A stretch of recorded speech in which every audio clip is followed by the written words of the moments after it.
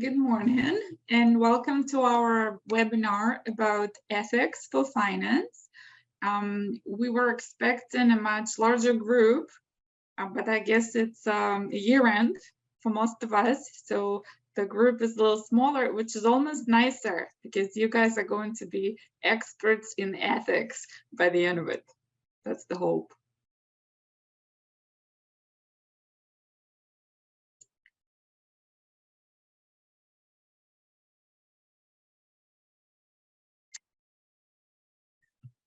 Okay, so ethics is a very important subject in every position.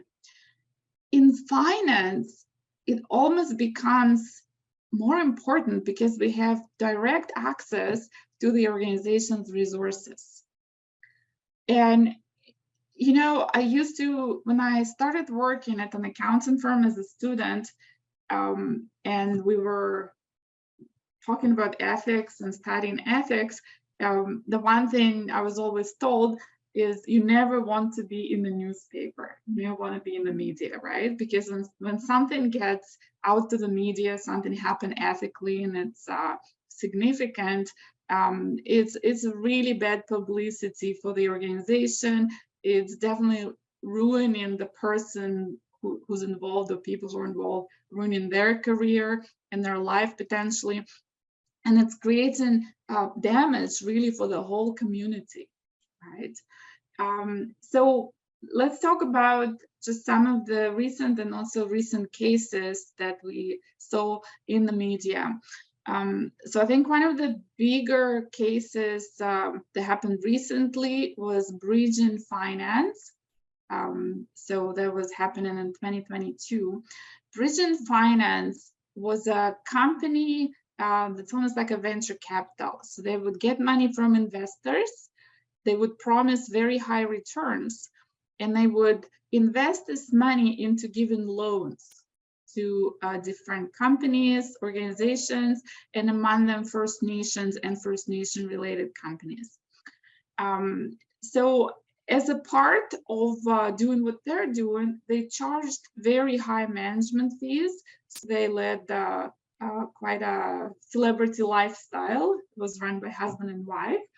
And what happened is the rates of returns, the profits that they were promising investors were not realistic in the current day's market. So it all turned out to be a scam. They would approach investors, get money from them, and then lend it to companies that would, put up with their high management fees and, celebrity lifestyle and whatnot. But those companies were not good companies, so they wouldn't be actually paying the interest, the return back to Bridging and to investors. And so what Bridging had to do is to approach new investors every time to get cash to pay the old investors so they don't suspect anything. So it was almost like a pyramid scheme, right? They weren't earning anything. They were just robbing Paul to pay Peter. And like I said, unfortunately, there is a significant involvement from First Nation, a few First Nation ventures and communities in there. And so this all, any investment firm in Canada is subject to strict regulations. So it came to light in 2022. Bridging is now bankrupt, and I think there is millions of dollars that investors are out. Last thing I read was 2.3 billion actually that investors are out in this, right? And so what happens in a situation like this? Well, clearly the people that started the scheme will likely lose everything. They may go to jail, and they're relatively young, but I don't think there is any future to their career in the investment industry, right? But in addition to that, the First Nations, the organizations that were involved in that, it's really bad publicity because all their names are out there saying they were a part of that scheme, right? So it's affecting everyone. And it's one of those things where we see in the newspapers, again, there is fraud, some First Nations are involved, and it's just not great for communities. So that's our first case. Our second case is Sandy Bay First Nation Child and Family Services. So that was back in 2021.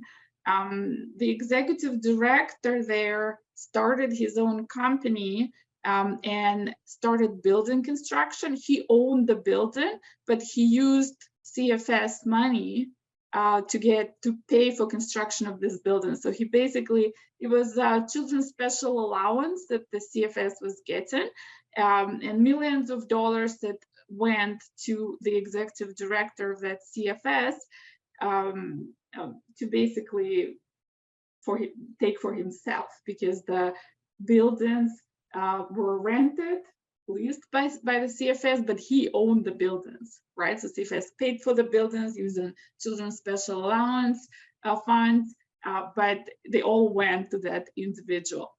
So that came to light in 2021. There is a criminal investigation with the RCMP against the executive director, and he'll very likely lose everything if he hasn't yet, go to jail, and obviously his career is not looking good.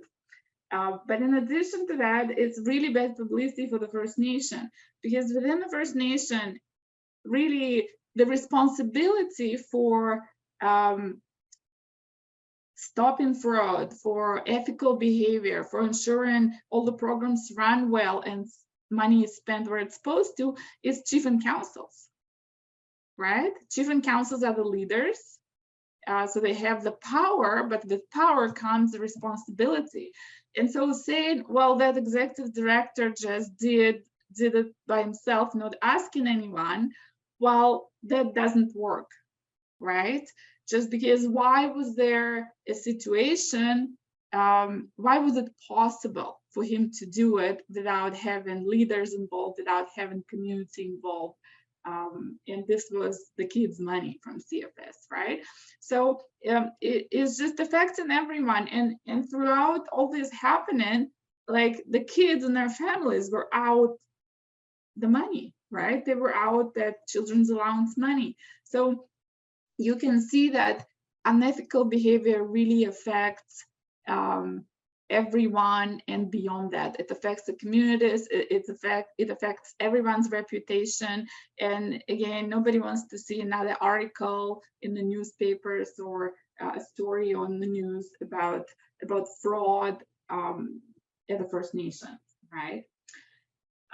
So next one was quite a while ago, Tribal Council Investment Group. And it was quite an interesting, quite a good investment venture here in Manitoba and all across Canada. And they made some really good investments, but at the same time, they got carried away and started spending money on stuff that's personal. It's not, has nothing to do with the company, started overspending even within the company, like they bought a private jet. That's one of the examples. Lots of the meetings were conducted in casinos in Las Vegas, right? So, you know, all sorts of things that were quite concerning. And so all this overspending and plus some investments that weren't so good resulted in them losing a lot of money and not being able to meet their obligations. So the company went bankrupt. And the problem with that is, like, well, there are many issues, right? Because obviously it was a big story in the news again, a fraud related to economic development for First Nations. All the people that had jobs in those companies got affected, right? But then, to me, one of the big issues is they did have some really good investments, right? They held a license to all Pepsi product sales here in Manitoba, at least, and they were going into Northwestern Ontario and whatnot. And that is a huge moneymaker. And because the company went bankrupt, now another non-First Nation related business was able to buy that and run that. So there is all sorts of losses, reputational, financial, job losses. It's just, there is so much cost to unethical behavior. And the issue here was that the board of directors, which consisted of you know, many chiefs, I guess weren't receiving the correct information and weren't making appropriate decisions to stop the overspending, to stop the bad investments. So again, why was that happening? Well, unfortunately, the responsibility is again on the board, because that situation had to be prevented by good internal controls, by good processes, and it wasn't, right? Another thing that's very common, the board of directors trusted the management of the company with making decisions and making investments and spending, right? Which is, it's great to have trust, but we never want to rely just on trust. We want to have processes in place that protect the organization, and they also protect the board of directors, because when all this exploded, so to say, the directors, they didn't look so good, because they were the ones making decisions and leading the company. And for directors or chief and counsel anywhere saying, well, I didn't know, well, then you didn't do your job, right? It's a leadership's job to make sure there are good processes, there is good oversight and fraud prevention. Okay, and just there was a recent that didn't go in the media so much, but it was a pretty common knowledge here in Winnipeg. So there was a First Nation communication company where executive director was using company's Visa for personal purchases, and it got to very significant amounts, like tens of thousands of dollars. And I guess the board weren't aware. And then once they became aware, that executive director got fired. They never recovered the money. But it just happens in many organizations. And the unfortunate reality is, unless there are good processes, unless the leadership are taking responsibility for making sure there's good ethical environment and good controls, it can happen anywhere, right?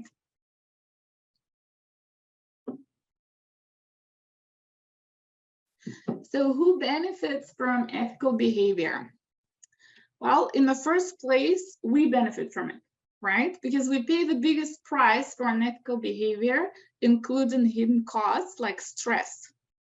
So if I have an opportunity to do something unethical, maybe I'll never get caught. But in the meanwhile, I'm going to be living with a lot of stress in my life, right? And that's never good quality of life. If I get caught, many significant things can happen. I can lose my jobs. I can lose, my reputation is going to be ruined. I can lose my license as an accountant, right? So the cost of unethical behavior is always the highest for the individual doing it, just because it's their whole life, right? If your life and career are never going to be the same, that's very significant impact. Well, of course, it affects the organization we work for. In many cases, unethical behavior on a smaller scale, organizations get over it, right? It's just the individual that's going to suffer the most. If the unethical behavior is on a big scale, just like we had at Sandy Bay or the Tribal Council Investment Group, well, that says something about the quality of leadership oversight in that organization. So the leadership aren't really doing their job, right? It affects the community, right? A community never wants to be in the news with a fraud story or unethical behavior story. And it affects society as a whole, right? Because anytime there is this negative publicity, there is all sorts of opinions, there is all sorts of implications that can come from it.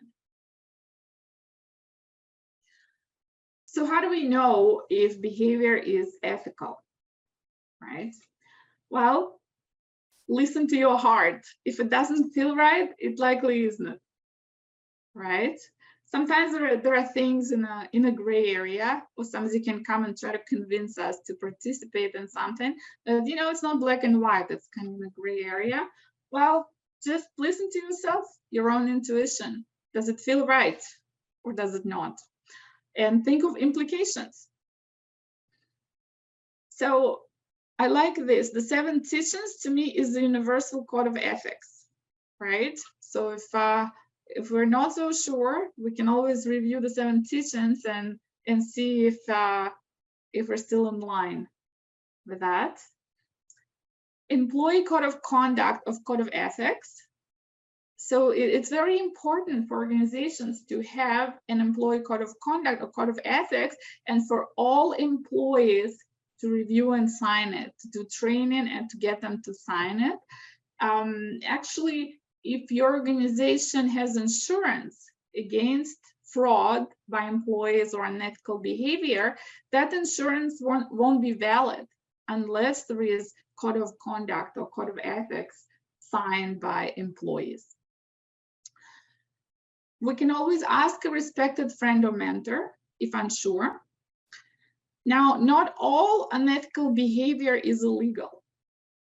So we won't necessarily go to jail or get prosecuted for some unethical behavior, but it will definitely affect our reputation, our career, and our life.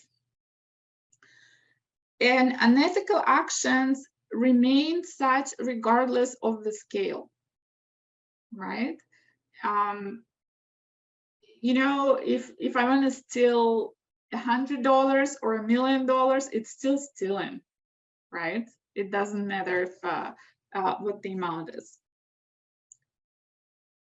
So here's some nice picture of the 7 teachings, right? Let's see, like we have honesty here, which I think speaks to ethics a lot. Okay, so let's talk about prevention.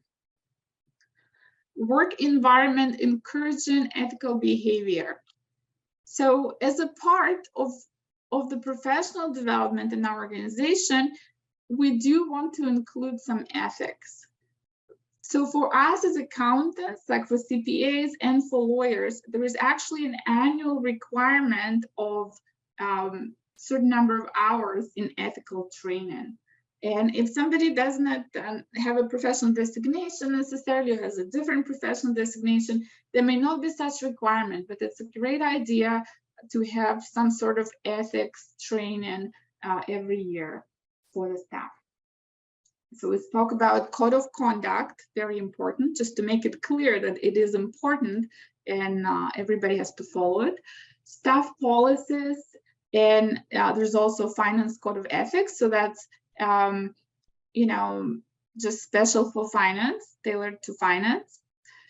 Strong internal controls, so internal processes that help prevent and mitigate unethical behavior and fraud. Employee screening prior to hiring, including criminal record check and social media research, right? So if we work in a community, most of the time we just know people that apply for jobs. But even then, it's good to ask for a criminal record check and do social media research, because we don't necessarily know everything that's going on in the person's life.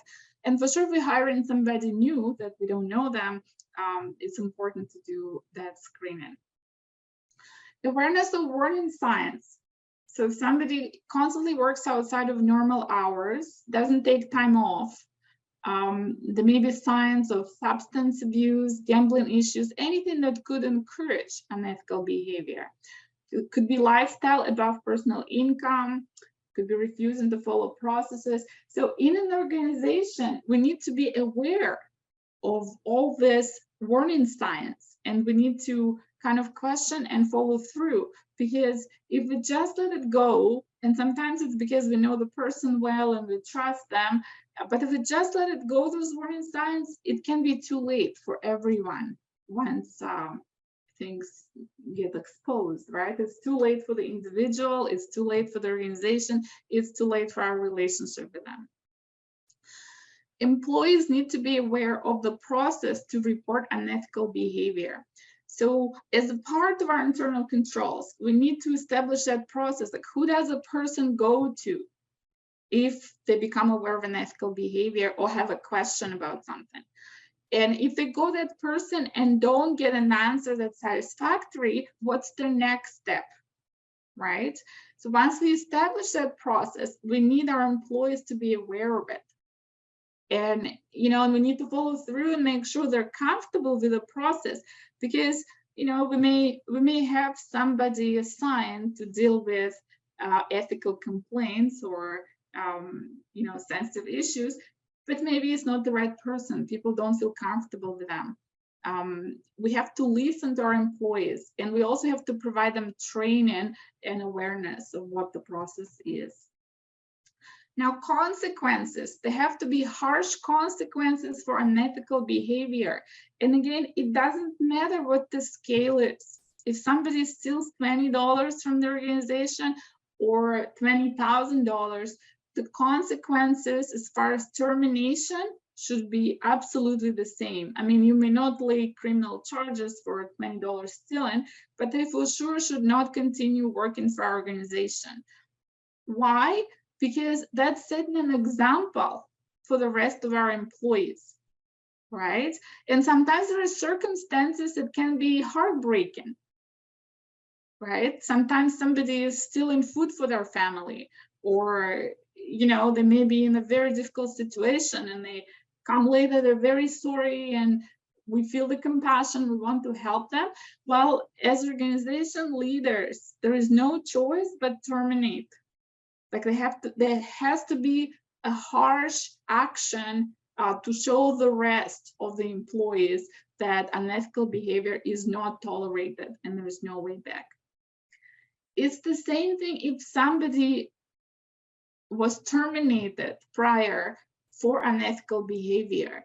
It's really not advisable to hire them again to work for the organization, right? Because what's going to happen if they commit some unethical behavior again, and we try to go to insurance, we try to go to lawyers, we try to recover some of it, we're going to be told, well, it's just like insurance doesn't insure you for prior illnesses, right?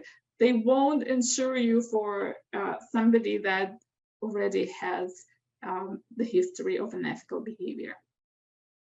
Plus, rehiring somebody that was caught before doing something unethical sends a message to the rest of the employees, the rest of the community, oh, your career may not be done. You may be okay.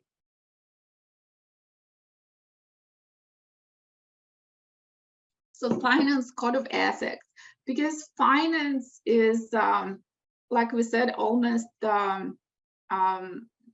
is the most vulnerable part of any organization for unethical behavior, in a way that these are the consequences, like those are the big consequences. Anybody that has access to assets, access to funds, and to any money the organization has, is normally going to be somehow related to finance. Then the suggestion is to have a separate code of ethics for finance. Even if you have just a normal code of conduct for the rest of your employees, say for field workers, finance still need to have a separate code of ethics, just clarifying exactly what it means, ethics in finance. Now, for other employees, there may be a separate code of ethics just related to what they do, because maybe it's more people related, maybe it's more reporting related, but for finance, it's definitely resource related, and we want to have a separate code of ethics. So we're going to look at an example, and it can be adjusted, and ideally it should be signed every year and kept in employee files. And some organizations make it a part of their annual retreat, just celebrating our professionalism as finance people.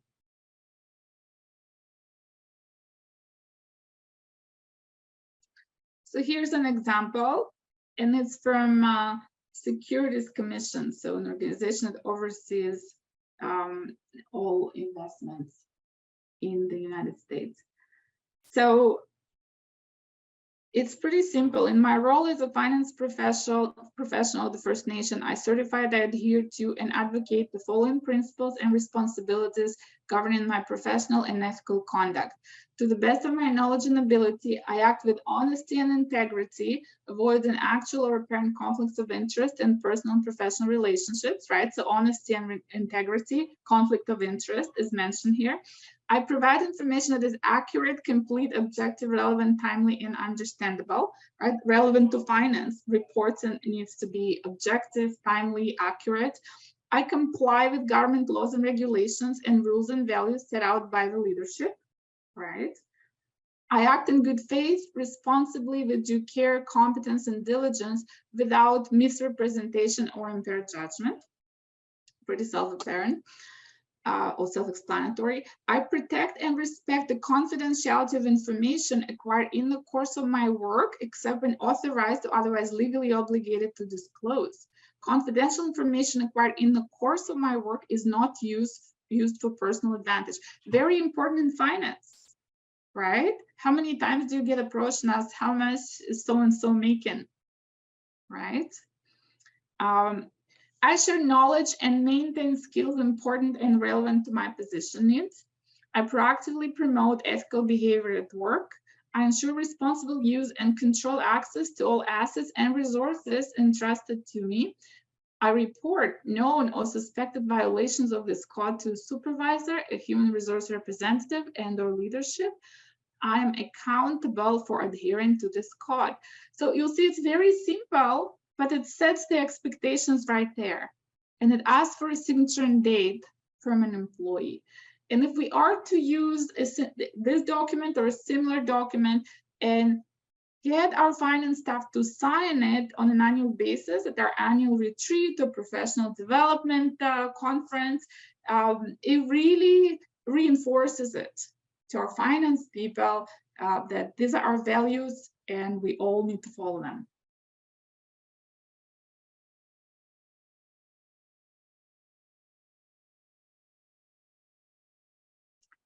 Okay, dealing with unethical behavior.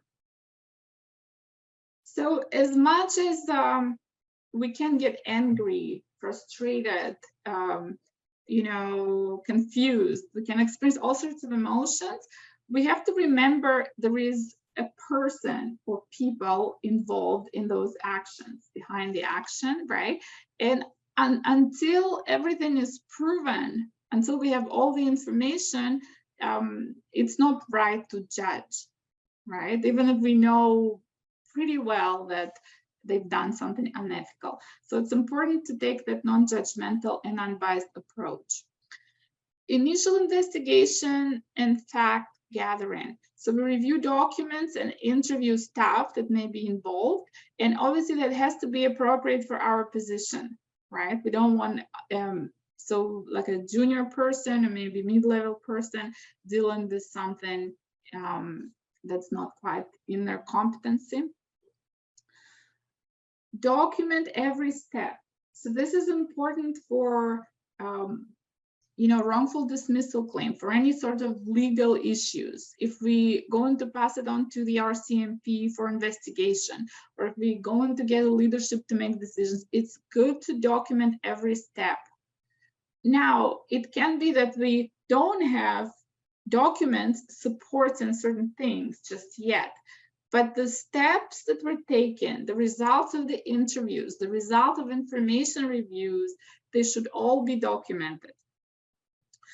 So obviously reports into HR, supervisor, leadership as soon as we find out, and throughout the investigation, everything documented. Further investigation and interviewing the suspect with HR leadership involved. If there is a strong evidence that there is actually a fraud or unethical behavior, it's important to talk to an employment lawyer and let them advise on the next steps and draft the letters. Why is that? Because wrongful dismissal and related human rights claims are the most common claims against any organization, and First Nations in particular. There is a lot of wrongful dismissal claims with significant damages. Now, because law is complicated, sometimes even when something is really clear that behavior was unethical, was misappropriation of funds, whatnot, there is still an approach an employee can take to get damages from the employer. Law is very complicated, and how employees need to be treated, it's all, that's why we have employment lawyers. They have an expertise to advise us how to act in the best interest of our organization. So I'll give you an example. One of my First Nations had an education director where she went a little out of her way to pay contract fees to her large family. And, it was pretty clear that the people weren't doing the work, but there was over $600,000 in 1 year just paid as handouts to the family. And so Chief and Counsel discovered it. They went through the process of investigating it as much as they could. And then they went to the lawyer and said, okay, we want to fire her for cause. And the lawyer said, well, to prove the cause, you have to do a forensic investigation. You have to actually prove that the family members weren't doing the work for contract fees. That's going to cost you $50,000 because forensic audits aren't cheap, right? Or you can just lay her off or terminate for no cause. It's going to cost you less money, and here's what we do for her not to be able to come and sue the First Nation. So if we terminate for cause and the employee is able to prove that we didn't follow all the steps and our cause isn't strong enough, they get huge compensation from the First Nation, and then they follow through with a human rights case, and then they get even further compensation. And so I was really happy that we talked to the lawyer, because in the First Nations best interest, even though we knew that the what happened wasn't ethical and wasn't right, in the First Nations best interest was to terminate without cause, pay the severance by law, and just end this, and then focus on hiring somebody new who is more ethical and competent. So definitely talk to the lawyer as soon as there is unethical behavior and fraud. Investigation tips. So documentation is a key, right? The moment we talk to the lawyer, they're going to say, okay, show me the documentation. Show me any documents supporting what you're saying. And again, it can be printouts of documents, but a big part of documentation is the memos and letters that we're writing as we go through the investigation process. What evidence do we have, and how can we make it stronger? So consider written statements by staff, security camera records, emails, copies of cash checks. So anything that would make our evidence stronger, we should consider it and go through it. Involve finance staff if suspecting financial fraud. So if we're not in finance, well, fraud normally has to somehow to do with finance, right? Like people don't commit fraud just for not getting anything out of it. Normally they want money to come their way. So there's always a financial component. And if we're not in finance, it's good to involve a finance person to look for evidence, because they may know better what documents would support the case the best. Forensic audit is very costly and is only advisable for large misappropriations.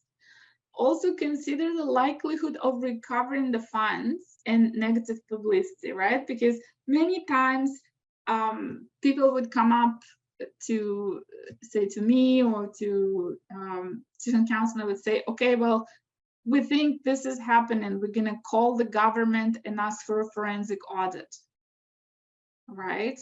Well, the issue with that is, even if the government pays for the forensic audit and it's undertaken now, you can't avoid negative publicity. If the government is paying for it, it becomes public knowledge.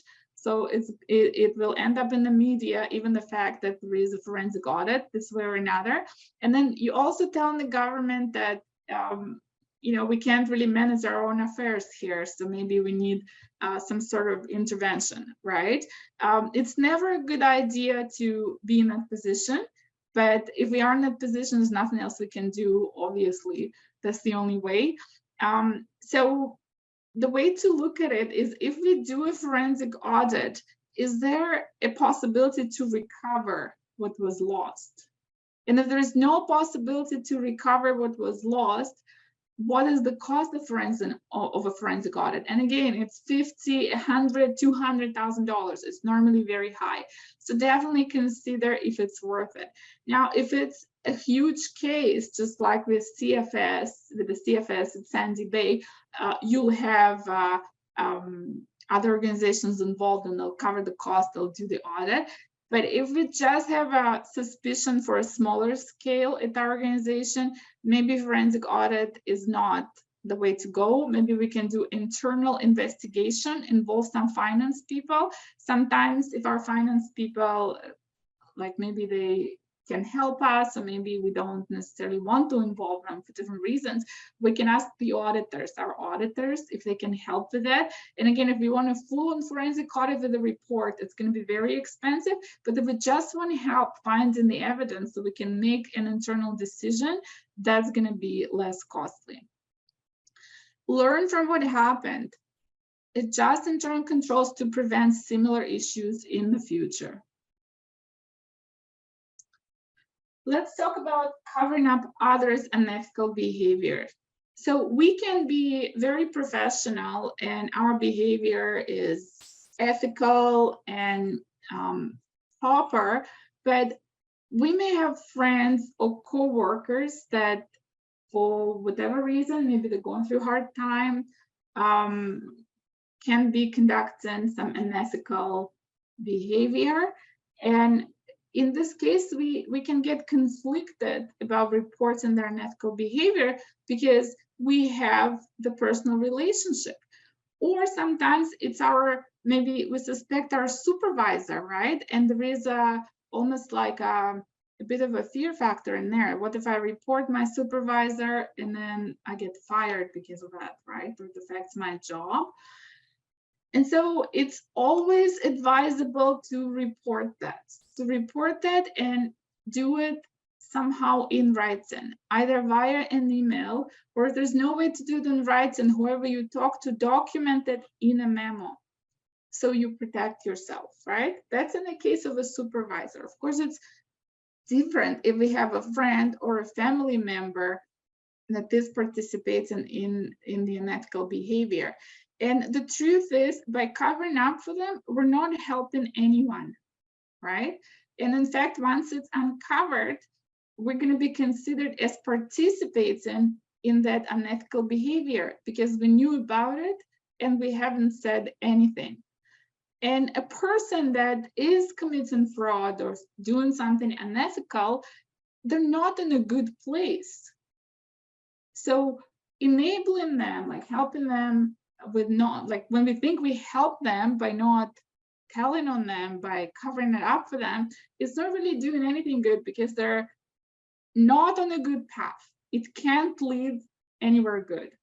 So again, we have to listen to our heart, right? And kind of think, okay, what's the proper thing here? We may talk to a mentor or an elder, somebody that we trust and we know it's going to be confidential.